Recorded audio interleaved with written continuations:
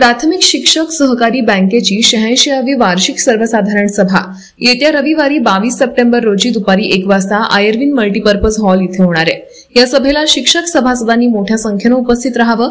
सभासदांच्या सगळ्या प्रश्नांची समाधानकारक उत्तरे दिली जाणार आहेत। सभासदांच्या शंकांचं निरसन होईपर्यंत सभा सुरू राहील।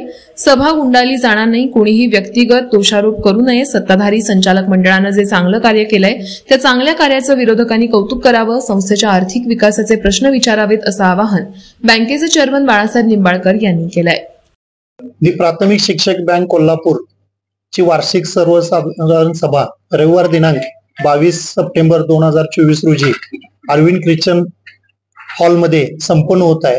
यावर्षी बँकेला भरघोस असा नफा झालेला आहे आणि 3,23,00,000 इतका नफा झालेला आहे। या नफ्यातून आपण सभासदांना 7.5% एवढा डिव्हिडंड यावर्षी जाहीर करतोय।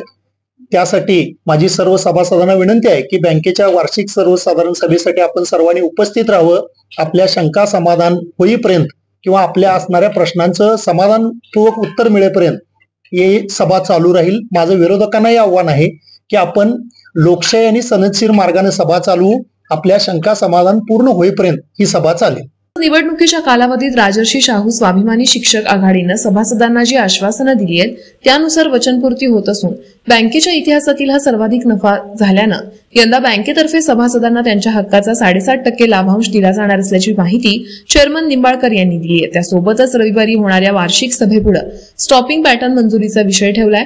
पत्रकार परिषदेला बँकेचे संचालक अर्जुन पाटील, सुनील एडके, एस.व्ही. पाटील, राजेंद्र कुमार पाटील, शिवाजी बोलके, शिवाजी रोडे पाटील, बाळकृष्ण हळदकर, बाबू परेट, नंदुकुमार वाईनगडे, अमर वरुटे, गजानन कांबळे, गौतम वर्धन, सुरेश कोळी, पद्मजा मेढे, वर्षा केनवडे, तज्ञ संचालक रईस अहमद पटेल, तौफिक मोमीन, बँकेचे मुख्य कार्यकारी अधिकारी संजय कुमार मखदूम यांच्यासह इतर पदाधिकारी उपस्थित होते।